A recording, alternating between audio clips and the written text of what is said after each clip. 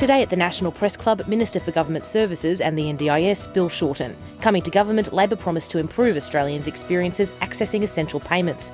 With the world more online than ever, data protection is a key concern. But how will the government balance that with easy access to essential services? Bill Shorten with today's National Press Club address.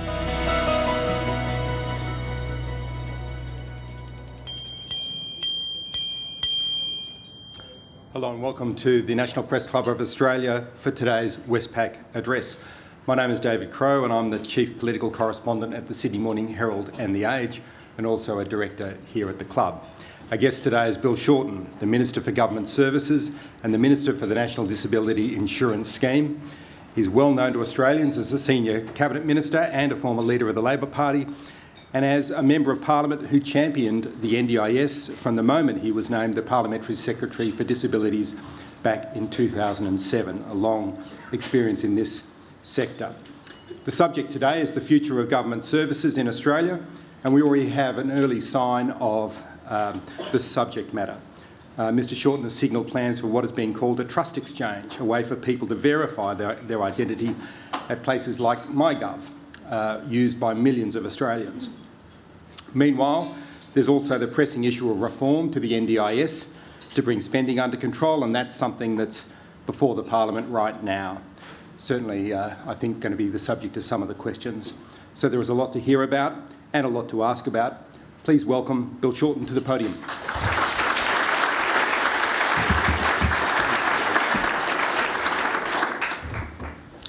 Good afternoon, everybody. First of all, I'd like to acknowledge that we meet on the lands of the Ngunnawal and Ngambri people, and I pay my respects to elders past and present, and I extend that respect to any Aboriginal and Torres Strait Islanders present here today. It's good to be at the National Press Club. For those of you interested, I think it's my 19th address in 22 years. And this venue actually takes its place amongst, I think, some of the most storied press clubs of the world. It can't boast of tales of Buffalo Bill Cody or of Lauren Bacall sitting atop a piano being played by Harry Truman, as the Washington chapter can. But I think the National Press Club in Canberra has come to be known for the quality of speakers, pretty much, and crucially the national important conversations that it's launched. Today I'd like to launch another. Today I would like to discuss how our nation becomes the world leader in government service delivery and how we employ technology to achieve that goal.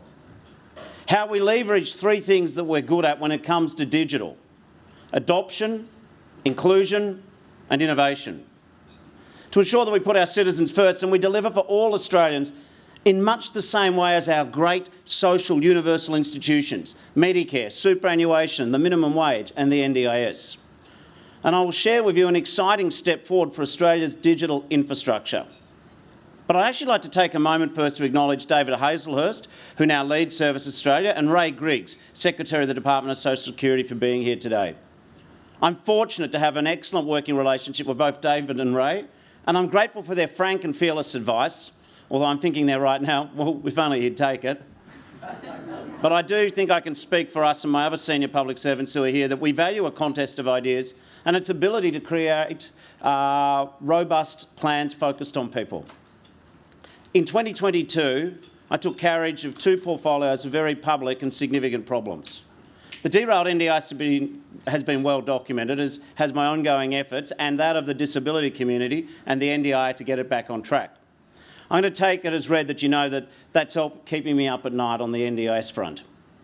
But today is about the other side of my portfolio. I'd like to share with you a 5-year perspective from my time as Shadow Minister for Government Services and now as Minister.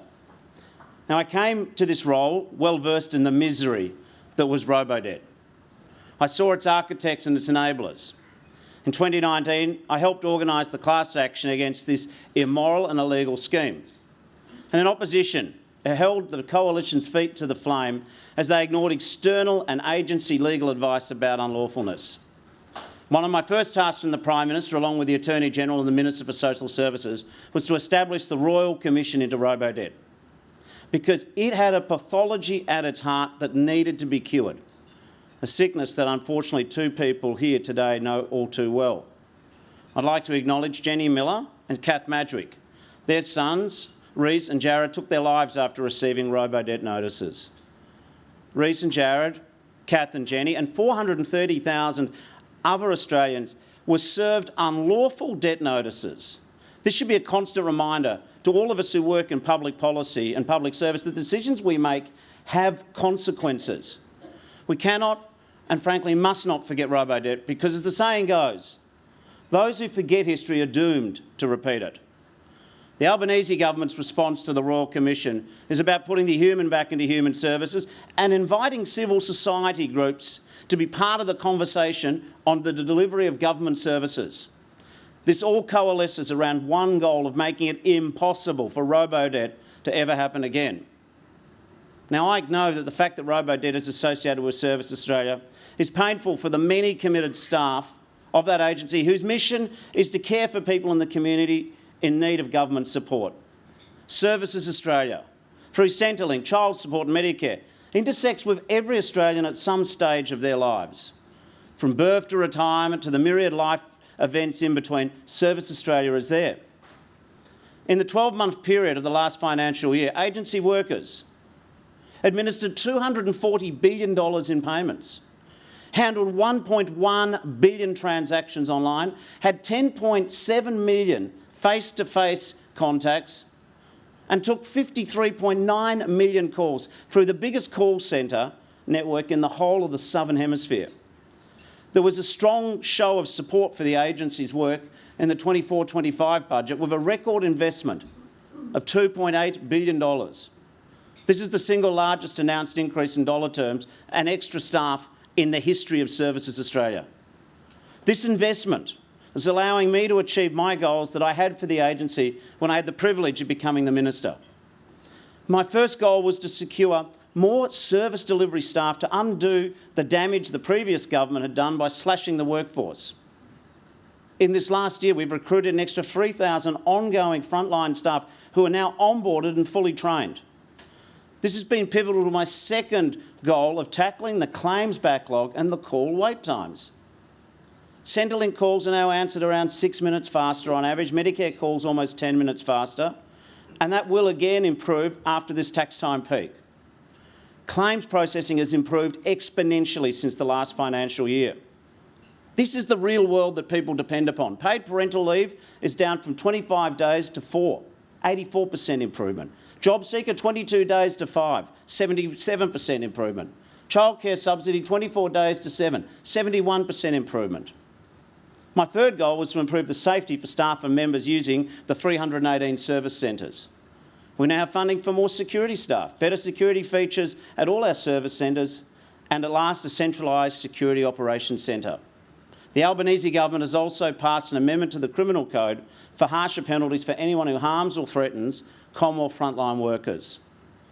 So I'm pleased to have hit my goals for proper resourcing, reducing call waiting times in the claims backlog, improving staff morale and safety, and securing funding to improve our digital capabilities.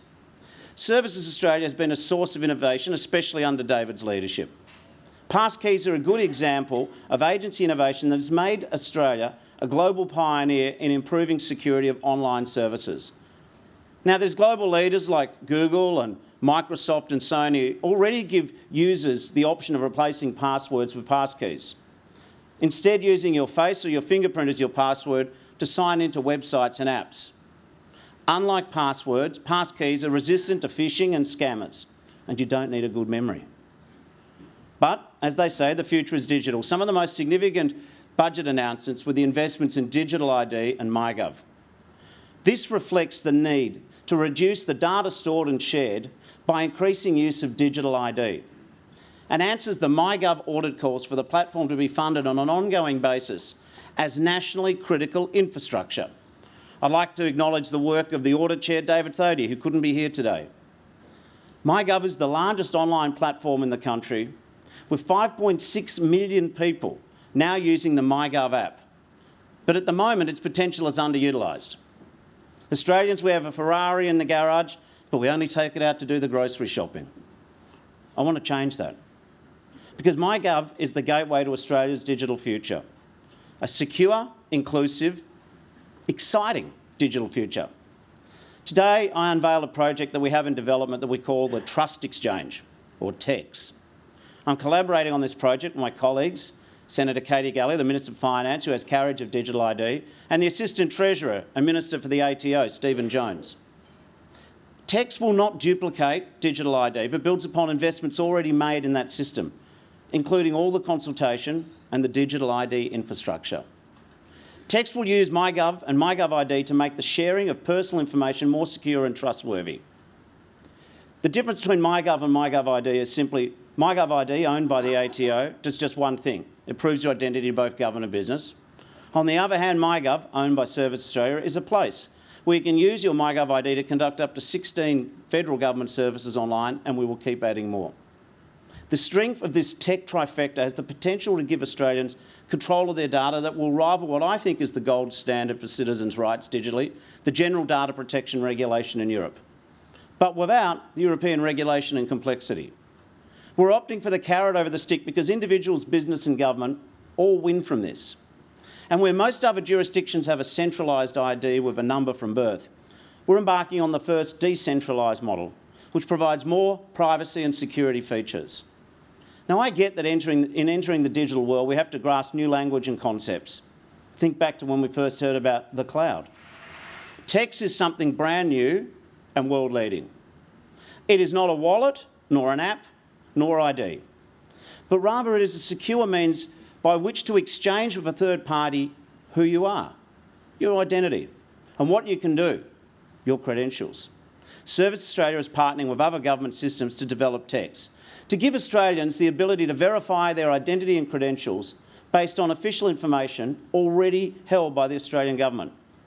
I want to stress that TEX is currently in the proof of concept stage. We have an $11.4 million Commonwealth investment in the build-out as part of the Digital ID project. So between now and December, TEX will establish the ability to issue a verified credential, the ability to selectively share information, and the ability to prove your identity without sharing information. Over the next few months, we will add Medicare, DVA, organ donor and concession cards. By January 2025, the proof of concept will be complete, and we'll assess what our options are for pilots. This new digital infrastructure can drive progress that lets individuals control their own data, while creating opportunities for productivity gains and economic progress. Here's how it could work, and I'll use the MyGov wallet to illustrate. 1, you need a service. Say you're booking a hotel room, as an example. 2, when you check in, the hotel requests your personal information, your attributes. That could often be a driver's licence or passport. 3, with TEX, instead of handing over those documents to be copied in some form, stored goodness knows where, you would scan a QR code on the front desk or use technology similar to tap-to-pay machine that digitally shakes hands with your MyGov wallet. So 4, you choose only the information you wish to share with a hotel from your digital wallet and you consent to its use. 5, you will have a record in your MyGov wallet of what you shared and with whom you shared it. You know, talking about this in the media this morning, someone reached out to my office and said, could we please expedite that for his Airbnb? So, and I'm using his words, they're not handing over sensitive information to some rando. That is a good point, because the Trust Exchange will deliver 3 benefits: choice, consent, and trust. Choice, you choose what information is shared and with whom it is shared. 2, consent, you deliberately consent to every bit of the information that you share. 3, trust. The information shared is trusted because the system imposes rigorous privacy and security standards to validate its authenticity. And as I said, there may be instances where TEX can verify your identity without any information being exchanged at all. Take the case of someone going to one of the local club's ACT venues and wanting to prove that they're 18 and over. The plan with TEX is that they would just hold their phone to a tap-to-pay style machine, and a digital token will be sent to the club vouching for their identity that they're 18 or over. Not even their actual age is disclosed, merely that they're over 18.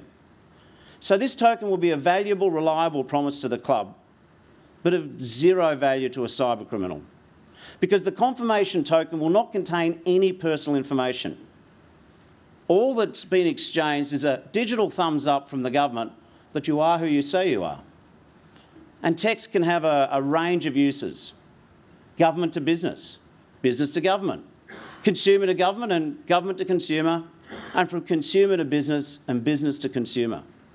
Whatever the case, online or in person, you choose what is shared, you consent to what is being shared, and you can trust that it is shared safely.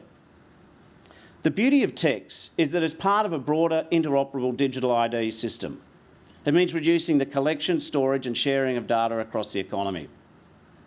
We know there have been a number of high-profile, significant cyber incidents and data breaches in recent times.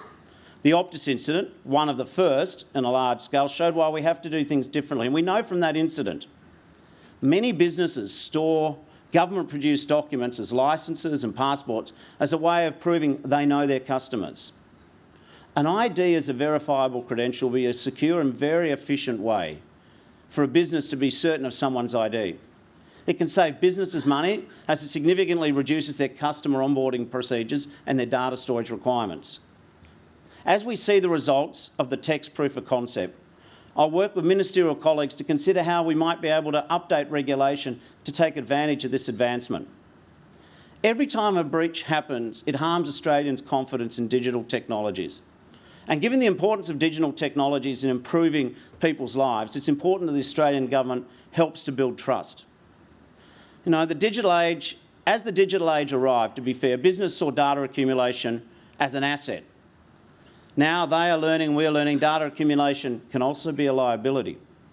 We've heard that data is the new oil, and there's no doubt used responsibly and safety, it can be that liquid gold. But herein lies a Promethean challenge. Prometheus, as you may know, tricked the Olympian gods. He stole fire and gave to humanity in the form of knowledge. Now, the king of the Olympian god, Zeus, condemned Prometheus to eternal torment to this transgression.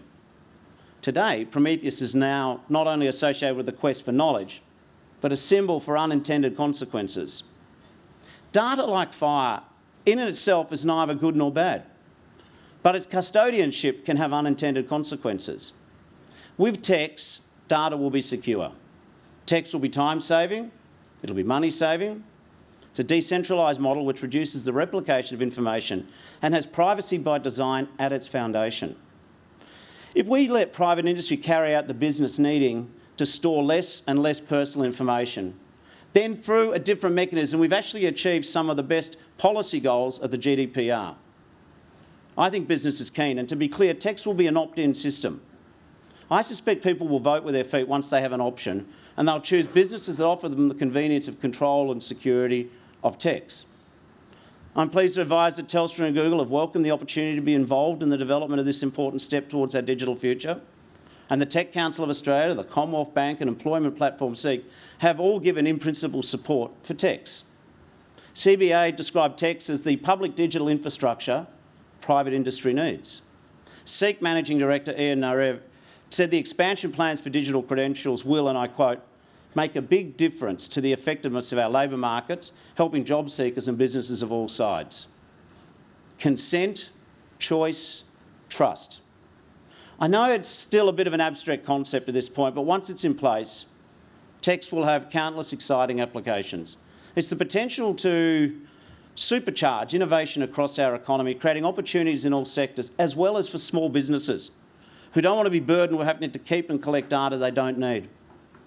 With the work currently being done, MyGov users will be able to add more cards and certificates to the MyGov wallet, including from state government and entire private industry.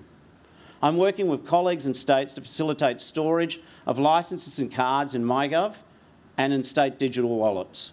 We're getting moving on this, and it's on track to happen by the end of 2024. Equally, I want the Medicare card and Commonwealth concession cards to be included in state-based wallets. Trade certificates will also soon be available in your MyGov wallet.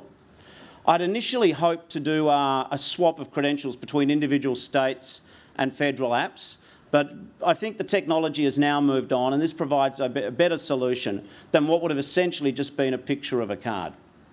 Text will achieve the outcome of the card swap and much more. What we won't do, though, like some of my predecessor governments, is throw good money after bad, chasing broken solutions like the failed entitlement calculation engine. So if we see that we need to make changes, we will. What we want to do is make life easier, allow your credentials to be at your fingertips and keep your personal information safer. There's no question that we have to make advances in digital infrastructure. You know, we know that when tech works, Aussies are fast adopters and they love the convenience of online. More and more we do our banking and shopping online. We order our food, we ride share, we pay for parking, we book appointments, we do our tax online. And we'd prefer to organise our government services online. Research by tech think tank Mandela showed that 90% of Australians surveyed prefer to interact with the government on a digital platform. In aggregate, it means millions of hours' time saved to the end of this decade. As one Australian put pithily, they just want us to make it as easy as Amazon. Of course, we can never promise that every government service transaction is that straightforward. Government services have to deliver for all Australians to enhance trust, with reliability, capability, integrity and, of course, compassion. Understanding someone's eligibility for the disability support pension can't be reduced to something as uncomplicated as ordering from Amazon. But we should always be trying to make convenience and ease as an ambition in any service.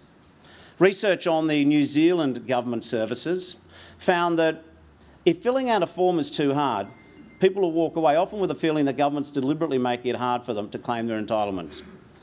Or in other words, accessing government services should not make citizens feel stupid or stressed. Senator Katie Gallagher and I announced last week a survey of the development of online and face-to-face government services. Responses will inform a report on the future of government services being overseen by the PM's department. We want to hear a diverse range of opinions and experience so we can make sure that government services are more inclusive, so we can get it right at every step of our digital future. And to get it right, we need to bring a lot of people to the table. We're going to look at the risks and benefits of every policy, program, platform that we implement from every angle. I recently held a round table with the Tech Council of Australia. We were joined by reps from the tech sector, industry, academia, civil society. Jenny Miller and Kath Madrick were good enough to come along. The message reiterated around the table was that the digital offerings have to be two things: useful and easy. Leanne Ho, the former Chief Executive of Economic Justice Australia, reminded the gathering that while we must design for the customer experience, we must ensure that the underlying policy intent is being delivered upon. To differentiate between what is an optional add-on, a nice to have, and what is a service that allows people to put food on their table for their kids. A salient reminder that one person's hierarchy of needs is not necessarily the same as the next Australian. Inclusion is the key. The constituency for government services is huge. Anyone who uses child support or Medicare or Centrelink, that's everyone. But government services is decidedly, I have to say, politically unsexy. Interestingly, though, in the United States, the Government Service Delivery Improvement Act is currently before Congress. It's setting the directive for the Office of Management and Budget to designate a senior official with the primary responsibility to coordinate efforts to improve government service delivery. That has its merits. But how do we get Australia excited about moving to online government services?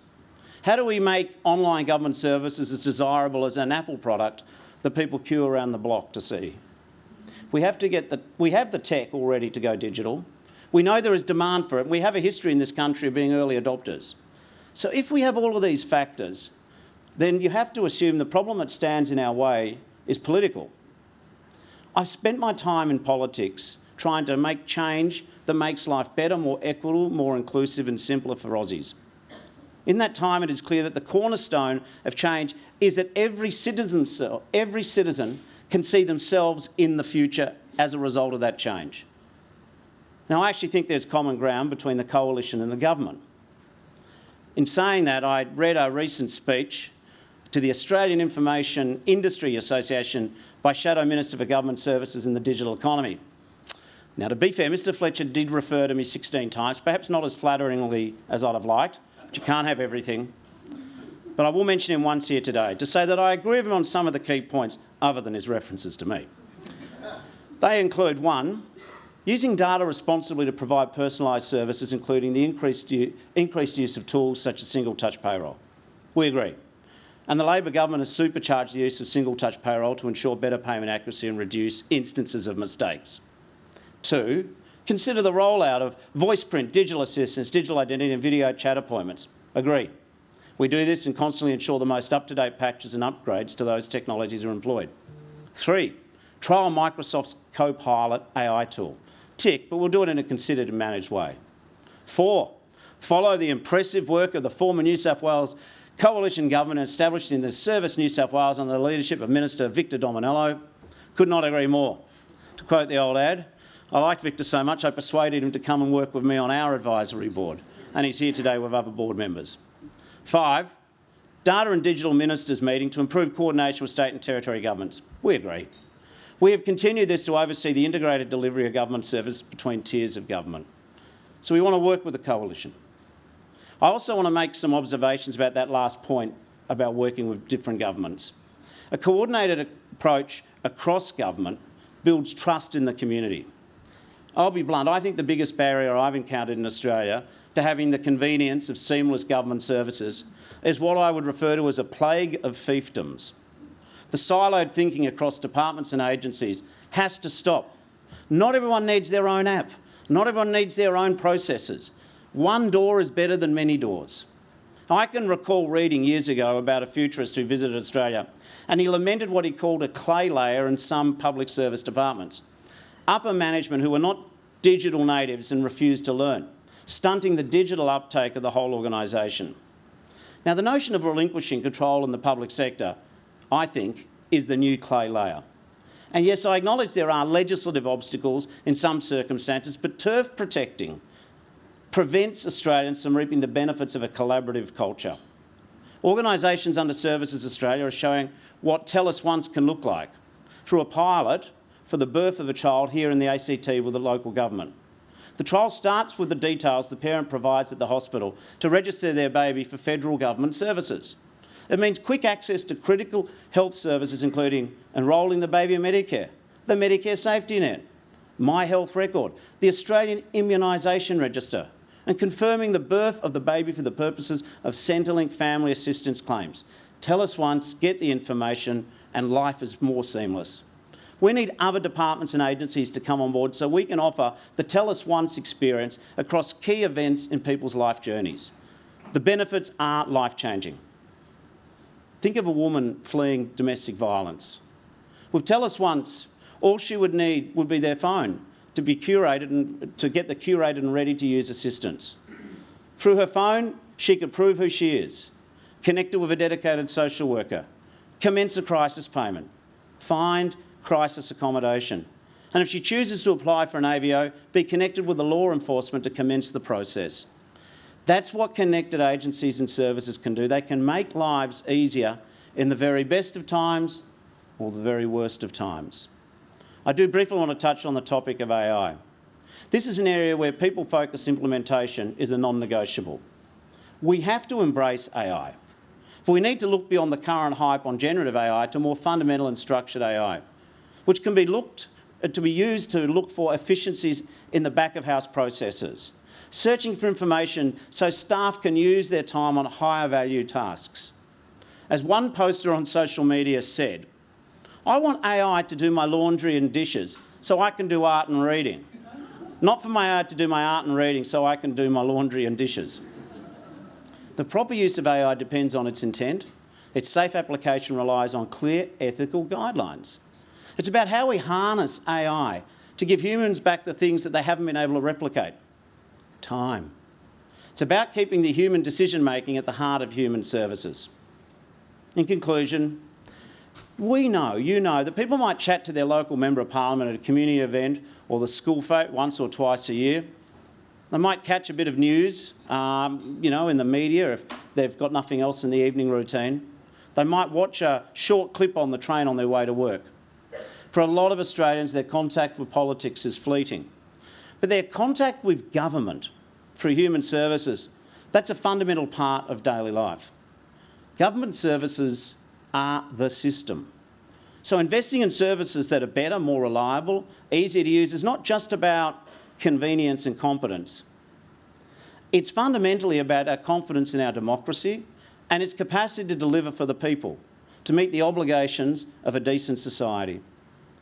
I feel that one of our biggest problems sometimes in politics is that we lack ambition and imagination for our policy making and our government services. But we should imagine, because in imagining we set goals to aspire to, not the next foot in front of the previous foot, but the horizon. Imagine if we agreed the sole focus of government departments was to make life easier for the community they serve. If we were less worried about whether the department we work for is getting maximum credit or about our personal career gains and more concerned about being innovative and responsive. You no longer have to imagine Service Australia being funded appropriately. The Albanese government's done that, and the results are beginning to speak for themselves. But imagine if government service delivery was beyond politics, and that even if political parties changed, the standards that we maintain remain in perpetuity. Imagine a new social pillar of which we can be all proud. A successful digital future will only be forged in partnership with the community. I'm reminded of a perhaps not so famous French Prime Minister who wrote at the time of the 1848 revolution in France. His name was Alexandre Auguste Ledru-Rollin. He said, I'll give you the English version, "There go the people. I must follow them, for I am their leader." Imagine if we practiced radical trust in the people, the consumers of government services, and we listen to them about what they need and how they want to access it.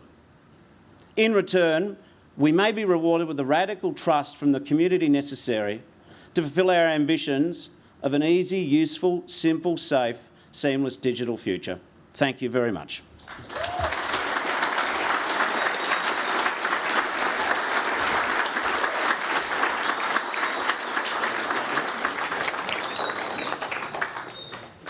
Thank you very much, Mr. Shorten, for those remarks. And also, I'd like to back you up on thanking the families of those robo-debt victims for joining us here today, putting a human face on the issue of government services. So thank you for being here. Look, the first question I've got before we go to questions from the journalists, other journalists here, is about your mention of the European standard here. There is this very, very strong European regulation, the data protection regulation, that is basically mandatory. It has privacy protections on how all this kind of information is stored and used. So my question for you about your approach here is, are you looking at a legislative or changing a law basically to help set up the system that you've got in mind? Will there be privacy protections? Because that's a source of great concern in the community generally now about where data is stored. And why not make it compulsory? Mark Dreyfus, the Attorney-General, has been leading the work in terms of our privacy legal framework. So we've had an inquiry. I know that AG's department and the Attorney-General are considering their options, so I won't preempt what he does there. What I want to put to you, though, is that and the GDPR is important, and I think Australian businesses dealing with Europe, it's impossible to avoid the standards there anyway. What I like about talking about the exchange is I want us to recognise we can do government services better, and that government can be at the centre of innovation. People just want stuff that's useful and eases them with time, but just people want stuff that works and doesn't stress them out. So, you know, the privacy approach, important issue. The AG is looking at that. I think, though, that one of the tests we are applying to what we do is, can it be trusted? Can people have control? Can people have consent? And so I think we're ticking the values of the GDPR, but we're not necessarily rolling out the full legal framework of that. And to the extent we can have verifiable ID that business can rely on and business to consumer, I think our approach is pretty neat. Okay, the next question is from Sarah Ison. Sarah Ison from The Australian. Thank you, Minister, for your address. Just to move to your other portfolio of the NDIS, the states are saying that they don't have any clarity or transparency when it comes to what's going on, particularly regarding foundational supports. Rockcliffe has obviously said there are too many risks in terms of the cost to the state. Premier Malinauskas has said there's a decided lack of detail about all of this. Can you end this criticism now and tell us what you think the states are going to be up for? And is the work with the states on the NDIS and the separate foundational support system, is that beginning to fall apart? When you say, can I end the criticism, I'm not running for Premier, so I can't end what they say. But I don't think they're right. I think they're entirely right. But I can say we are having fruitful negotiations. It was very good of Premier Malinauskas and Premier Rockcliffe to come and visit me in Moonee Ponds. They got great coffee. And we discussed through the issues. So I congratulate both of them for their willingness on behalf of all the premiers to engage meaningfully. There are negotiations underway as we speak, and you know, I'm a cup quarter full, half full, three-quarter full, overflowing sort of guy. So until the legislation's passed, I will do everything I can to make the states feel they can support it, which they don't at this point. So I'll give it my best shot. So it's a work in progress. In terms of foundational supports, the NDIS was never intended to be the only lifeboat in the ocean. The reality is that too often, it's not just the states, by the way, and the states do good things for people with disabilities, but a hospital might say in an outpatient's ward, if you're on the NDIS, go and see them. They might say, Medicare might say, if you want a CPAC machine, go to the NDIS if you're on the NDIS. We have a situation in our schools where kids on the NDIS, their parents bring in the private OT or occupational therapist or speech pathologist into classes. Like, what's the school's role here to help look after kids and include them? So that's why I don't quite agree with the states. Bruce Bonahady, Lisa Paul, everyone did a great review. They said we need to build an ecosystem of disability supports outside the NDIS, so it's not the NDIS or nothing. We will keep working on that. Amanda Isher's doing a great job with the states, starting to flesh out design. We put hundreds of millions of dollars into the design process. We're talking to the sector. So the state's fundamental fear is that somehow they're going to get lumped with everyone on the NDIS, or many people. It's not right. We'll try and negotiate with the states and because our legislation is necessary. Our legislation will, I think, decrease the cost curve, which is great, and I think it'll tighten up things which need tightening up. Just to follow up on that issue, you've got changes to the NDIS which are before Parliament at the moment, and the caucus appears to have been briefed today on the fact that there are some changes to that bill, including, I think, clarifying the rules about sexual services, for instance, that can be funded. Yep. Does that mean that you're close to an agreement with the coalition on getting that NDIS bill through? Yeah, listen, it would be fair to say I was a bit grumpy with them taking an extra 8 weeks of their senators to look at matters, because they'd had 12 weeks. But what is done is done. Marielle Smith, the South Australian Labor Senator, chairs the Community Affairs Committee. They came back with a very good report. It had one recommendation, though, after 8 weeks. It said, please pass the bill. Thank you. Yeah, I'm having constructive discussions with the coalition. They've made suggested amendments. We're considering them carefully. I think some of them, even if we don't particularly like them, you know, politics is the art of the possible, and so we're working constructively with the coalition. The vote hasn't happened yet, so I don't want to jinx myself. But the short answer to both your questions is we're talking pretty animatedly with the states at the moment, and we're talking very constructively with not just the coalition, but with crossbenchers. The Greens, I don't know where they are. Thanks. The next question is from... If I could just clarify just one part of the question, I'm so sorry. You said that the states don't feel they support it at this point. You will do everything you can to make the states feel as they don't support it at this point. Is that all the states don't support this, sorry, or is that just the couple of states that visited you? I don't want to show too much of the kimono in our state-federal negotiations. I won't lift that up too much yet. But I congratulate Premier Malinauskas and Premier Rockcliffe for coming to Moonee Ponds to talk to me about the best interests of Australians with disability. The next question is from Dana Daniel. I've never worn a kimono, by the way, just in case that was the next question. Sorry. Dana Daniel from the Canberra Times. Thank you for your speech, Minister. I have another question about negotiations with the states and territories. Is it a situation where you just need to rip the Band-Aid off to sort of force the jurisdictions into filling those gaps? And is the government prepared to increase funding to hospitals, public PHNs and schools in exchange for them providing support that will no longer be available on the NDIS? Jason Clare, the Minister for Education's negotiation with the schools is Jason's prerogative to update you on, but I know he is working very hard. I know that both the Northern Territory and another jurisdiction have embraced what the feds are offering. I'm confident that Mark Butler and the health ministers will work through a system which is to the benefit of the state hospital system.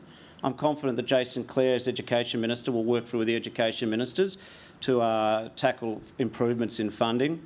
When you say rip off the Band-Aid, your Chief Minister here, Andrew Barr, and your Disability Minister, Rachel, they're doing a great job.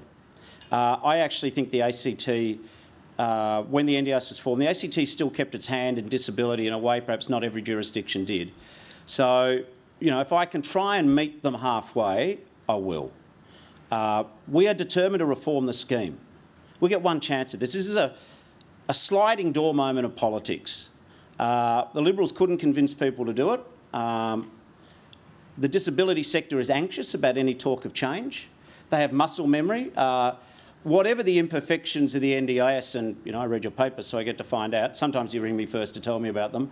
But whatever the imperfections, it's changing the lives of hundreds of thousands of people. You know, I'm going to be this bold.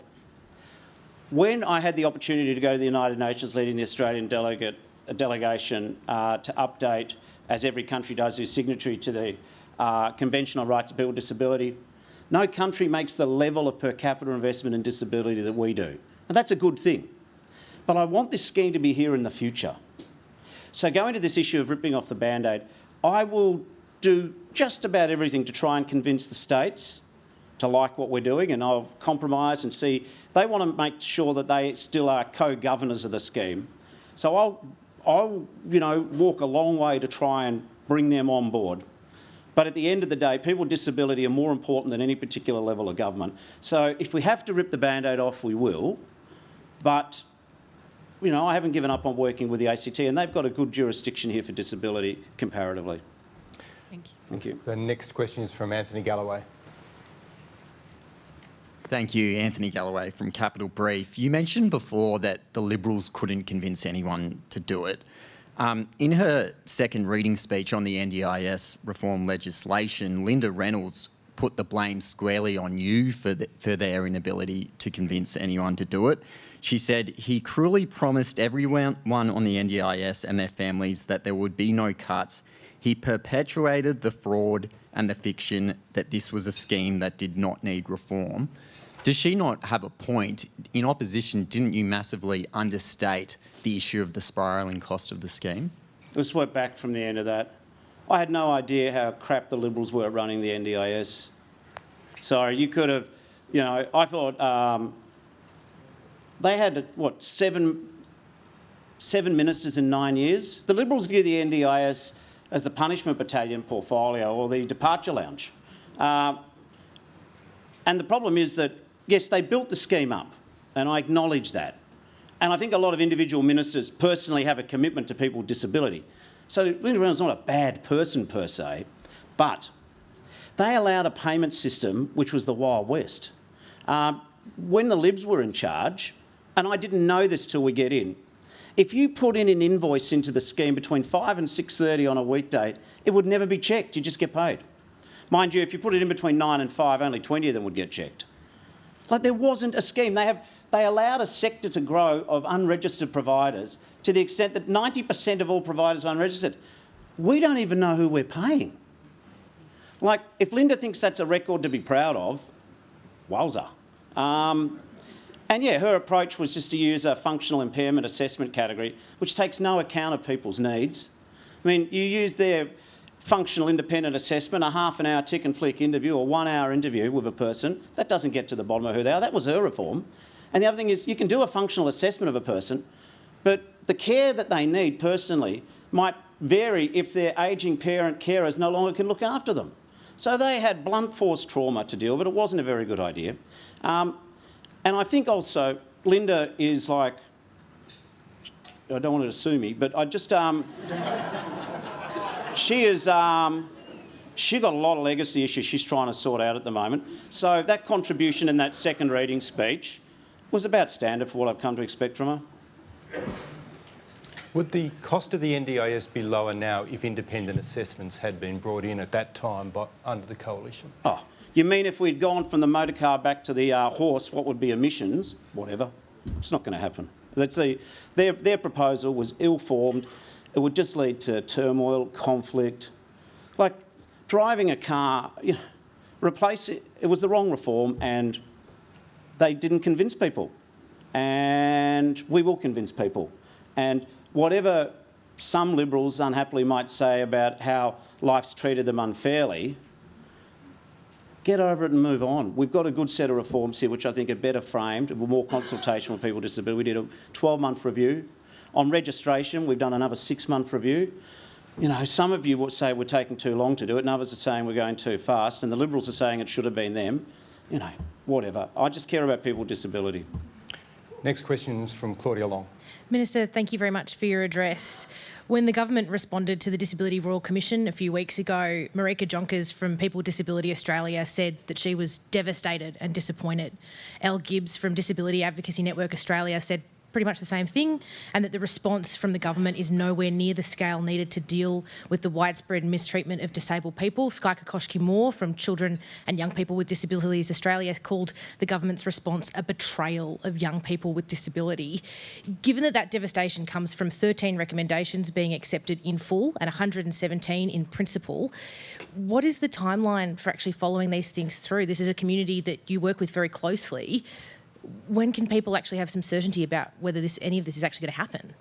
Well, first of all, it was Labor who called for the Disability Royal Commission. I remember because I was leader and Jenny Macklin and I called it in a reservoir backyard of a person with disability, their advocate, so I know exactly when it was first called for. The Libs initially, Malcolm said we don't need this Royal Commission. Instead he set up the Quality and Safeguards Commission, which then was underfunded. It was great that we've got Michael Field here doing great work, and we've doubled his funding, and thanks for being the temporary head of that body, Michael. So they set up a safeguards mechanism at the beginning of 2018 which was underfunded to a ridiculous extent. We fixed that. But eventually Scott Morrison decided that they didn't want to be beaten up about this Royal Commission after their amazingly stupid defence of the banks for 3 years. So their muscle memory is, let's have a Disability Royal Commission. The Disability Royal Commission is incredibly important. It went for 4 years, cost $600 million. There were a lot of stories told, a lot of trauma. There were 15 volumes. My colleague Amanda Rishworth was given the very difficult task of coordinating across 16 federal agencies and then our friends at the states. So yeah, I understand that people wanted everything answered straight away. So I can understand that frustration. On the other hand, in my areas of the NDIS, there were about 60-odd recommendations. Maybe 45 plus were to do with the Quality and Safeguards Commission, and maybe 15 or 16 with the NDIA. We're implementing most of those recommendations now. So the timetable is not quite as dire as I think some of the advocates say, but they're entitled to their opinion. The Royal Commission also, let me remind you, did split on some fundamental issues. Like there were 6 Royal Commissioners, and they split. And each side had a point of view. They split on 3 big issues. And I think this is where some in the sector wanted us to go harder one way than we have. The 3 issues they split on were employment, group homes and education. There is a very legitimate debate where some people say that, and advocates say, that having special schools is educational segregation and they want to end the segregation. But when that recommendation came out, there are thousands of special needs educators and tens of thousands of families for whom mainstream education is not currently a choice because their kids get bullied and picked on. I know families, friends of mine, where their son gets beaten up at school because he has autism. No one wants, they're trying the mainstream path. So I think that where the sector, the government, the states and families can go is ultimately, they gave 25 years for that to be resolved. Group homes, I think 11, or I can't quite remember all the numbers, separate workplaces, a different time period. I think where we go on all of that is identify what we agree on. We agree that we should have more inclusive education in our mainstream schools. Let's get that right so parents have a choice. We agree that we want to lift the wages of people on supported employment, but let's get companies employing more people with disabilities in open employment. We agree we don't want large group homes, but we've got to make sure that our supported independent living packages are working. So yeah, I get the disappointment. On the other hand, no government in the history of federation has invested as much as we do but also tried to consult as much as we do. We have 23 different design groups, co-design groups in the NDIA. Half of the board of the NDIA is now people with lived experience and disability. The chair is Kurt Fernley.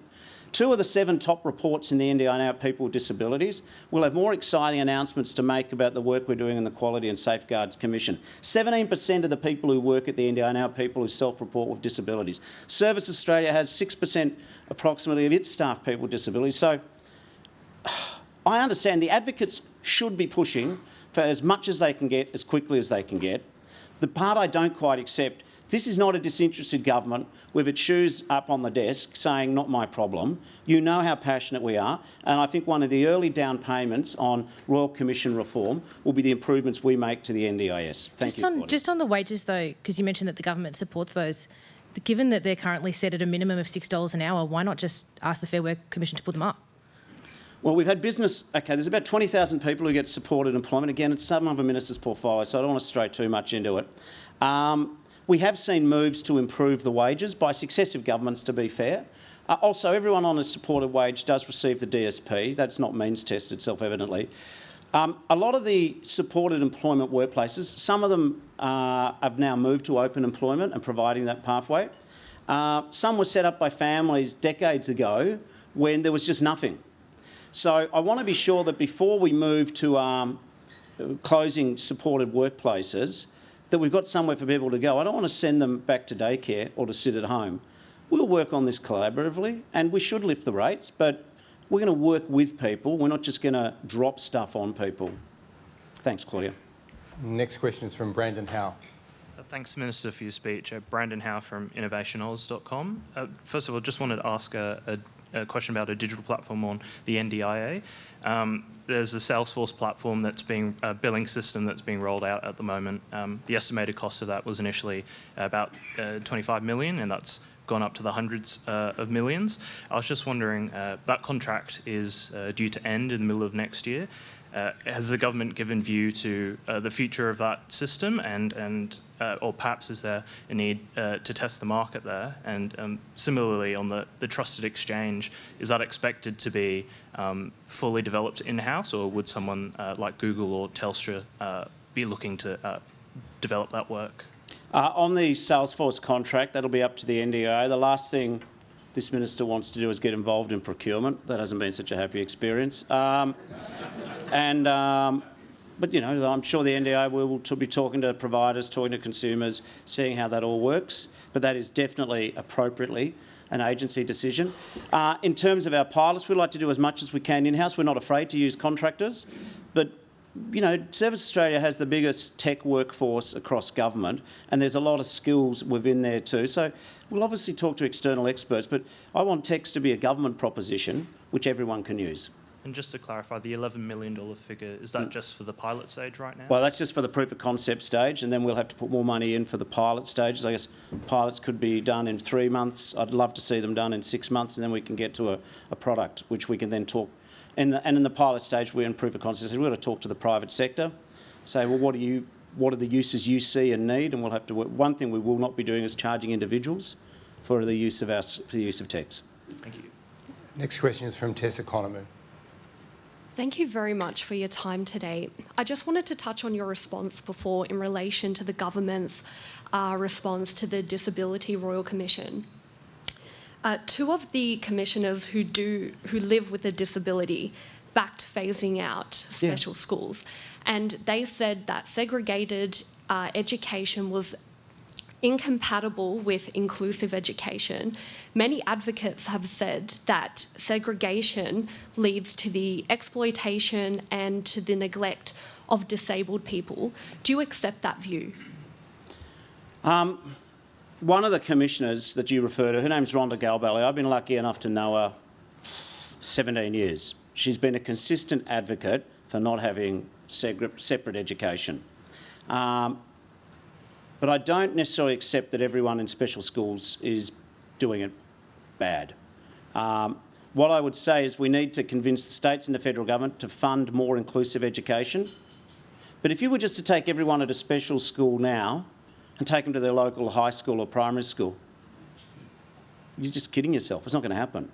And I think some of the debate and some of the rhetoric does underestimate the contribution of kids, but also their parents to special needs ed and the teachers who work in those systems. So, yeah, I accept Rhonda's got a very strong view, but I cannot see us. I see special needs education reflecting a choice for parents who just can't get their kids catered for in the mainstream system. And the challenge, the question I'd love you to ask the states and education providers is, what can you do more to look after kids in the mainstream system before we just tell everyone that they're just going to turn up one day? Thanks, Tess. Thank you. The next question is from Melissa Code. Thanks, Minister, for your talk. Melissa Code from the Mandarin.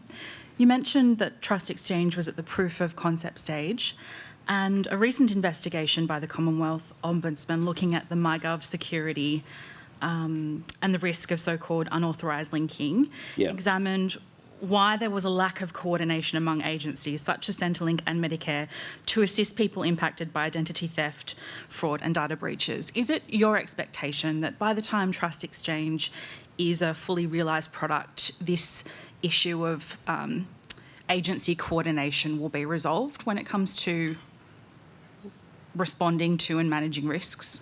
Yeah, we're grateful to the Ombudsman for their report, and we've said that we'll implement their recommendations. So hopefully, but I can't put a timetable without going to check with my agency heads.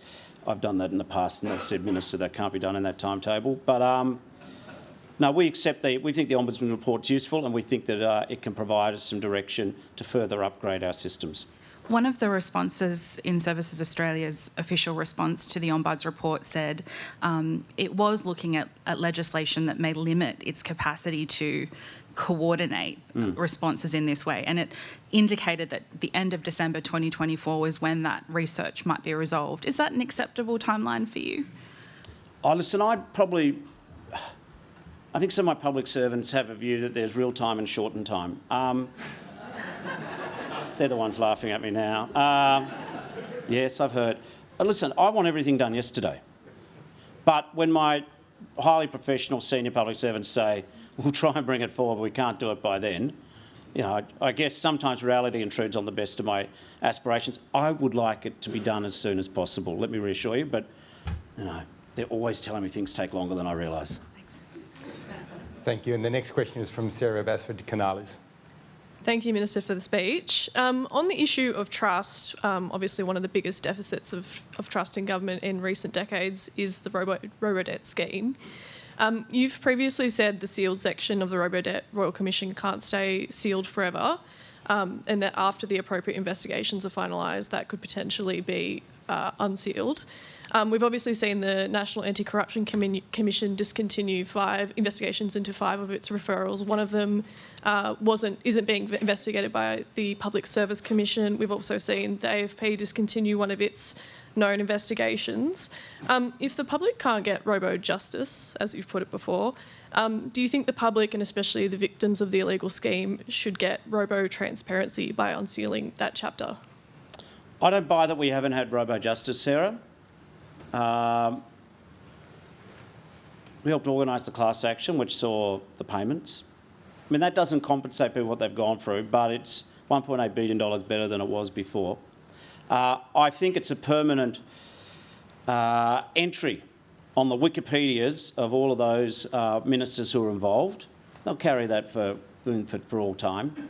I think that we've learned new processes as a result, and we've been responding to the Royal Commission's recommendations.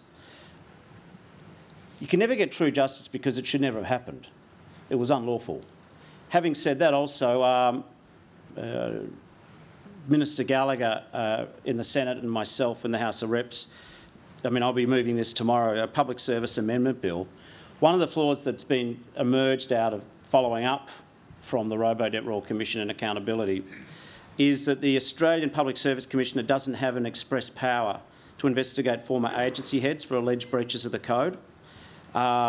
The APS Commissioner was close to finalising investigations into former agency heads. It's become clear in our robo-debt inquiries that it's been claimed by others that we don't have the power to look at former agency heads. So we're responding swiftly. There'll be legislation in the House tomorrow. It's been endorsed by our caucus today at 10:30, that we will put legislation in which will make it clear that the APSC, the Australian Public Service Commissioner, has the express power to investigate the activities of former agency heads. So that will be another step towards accountability. Just on the specific question of the sealed chapter, do you agree it should stay sealed? I haven't won that argument yet. You will continue to... Pardon? You'll continue to work for it I'm an within government? indefatigable optimist, but listen, I think the Royal Commissioner did a great job. She sealed it. Sorry, you want to unseal it? So, I don't have that power. So, anyway, I'll just try and use whatever powers of persuasion. But I think this legislation that we've got, proposed by Minister Gallagher and the Public Service Commissioner, that's a pretty interesting development, and it's a new development. Thank you. Thank you. The next question is from Eva from SBS. I'm sorry, Eva, we haven't met and I can't pronounce your last name, so I'll leave that to you. That's right. Thank you, Minister, for the talk. It's Eva Sashevska from SBS News. Minister, you had a big vision for the NDIS. Given the budget blowouts, pressure on the system, the cuts that you've had to make, what part of your initial ambition will never become a reality? Oh, I think the NDIS is remarkable. We do need to curb its growth, but we're not cutting the scheme per se. We're a country who's running a personalised budget support system, an individualised personal budget system for 661,000 people with profound and severe disabilities. I cannot believe how far we've come. Yes, I think some money is being wasted. Yes, I think there are some service providers having a lend of it. Yes, we do need to be clear about what you can spend money on. Yes, we do need to build up a system outside the scheme. But I'm quite amazed by the NDIS nonetheless. And I know the difference it's making in the lives of so many different people. The NDIS to me is an example. In a time when we think life's too hard and that the policy system and the parliamentary process is broken, we didn't have an NDIS 11 years ago. Some might say it's too big or it's this or that. I just say it's universal. If any of us or someone we love has a profound or severe disability, this country has become smart enough to provide a personal budget of support so they can have a fulfilling life. So to be honest, my vision for the NDIS is that it's there for the future, and that's what's motivating me because I know how much good it's actually doing. Thank you. Minister. Thanks. Next question from Nick Stewart. You talked about the great record of Services Australia in employing people with disability. How about other government departments? What are you doing to actually encourage them or agitate to get them doing the same thing? And on the budget issues, we've had the great result for payment for aged care workers, but a lot of disability organisations are beginning to think, well, how long will it be before this flows on to disability support workers who are also wanting more money? I'll be brief, but I'll be to the point. I'm an industrial relations tragic. I'm interested in how work is organised, how people get remunerated, how businesses are productive. In 2012, when I was IR Minister, the award which covers disability workers was the first award to have a gender equity pay rise. It was 22%, and it was phased in over 8 years. Remarkable. So aged care is catching up to where disability already was. That's my point. Secondly, since Labor's come in, the wages for disability carers, support workers, has moved about 15%. I think people are worth it. We do have a challenge for providers in that the price guide for the NDIS almost pays on a commodity of labour. So it pays $73 for a disability support worker, 3 roughly. And you could be fresh out of uni and just call yourself a disability worker, or you could run a long-standing not-for-profit where you've got overheads. So what we need to do is pay for quality, and that's something which the current board of the NDI is looking at, because I do get that there's some service providers under a fair bit of pressure at the moment, and we need to nuance our payment system to reward quality and outcomes as opposed to just inputs of labour. Thank you. And other government departments? Listen, the APSC has a committee. I'm the minister for my area. All I can do is lead by example, but I know other departments are working on this. But yeah, I think it's a conversation which is for the APSC, the Australian Public Service Commission. I know they are thinking about it, and I know that secretaries talk about this and are champions of it. I guess diligent reporting of outcomes will also help keep accountability, won't it? Thanks, and we've been running pretty well on time, and our last question now is from Alex Brooks. I'm your 13th and lucky last questioner. Thank you for your address, Minister. Thank you. Why should people adopt this Trust Exchange ID solution when successive Australian governments have allowed Australian banks to steal hardworking Australians' money through MyGov, Australian Tax Office and other cyber fraud hacks and scams at the rate of $5,200 a minute during 2023? Without knowing all the sources upon which you rely to make that question, I think your question answers itself. Because we need a text, don't we? Yep. This would help improve, what did we say, trust and choice, and would improve consent. So in fact, without being able to go to every number you quoted, I think text is a good idea, and you've just given another good reason to do it. So the numbers are from ScamWatch, and just in June this year, there were 2,058 MyGov and ATO impersonation scam victims who made a report. So what safeguards will be in place to stop these IDs becoming super mule accounts that escalate Australia's fraud crime losses beyond the 312,000 that's been lost during the last hour of this broadcast? Well, first of all, we need to go through... I mean, when MyGov was established, it was possible for multiple accounts to be opened. We've eventually got to get back to one account per person. And I know that we're putting our resources into weeding out multiple accounts, but that just takes time and resources. As you know, MyGov has multi-factor identification, but I think our passkey development will improve that. And the reality is that some people are already with data which is on the dark web. Some people will go and try and create false MyGov identities. We're trying to strengthen all of the issues against that. We do tell people constantly, don't give your bank account details to a link you receive by text. I mean, you're right, scamming's a giant issue across the whole economy. But I'm confident that MyGov and Services Australia are prioritising our cyber security in that regard. Thank you, Minister. Thank you. Thank you. Now, before I ask you to thank Bill Shorten for his address today, I want to present you, Minister, with National Press Club membership. You said that you've spoken here 19 times. I think we have too many wallflowers up in Parliament House. 19 addresses here would be 19 too many for some of them. So thank you very much for speaking here. And we look forward to the 20th. Please join me in thanking Bill Shorten.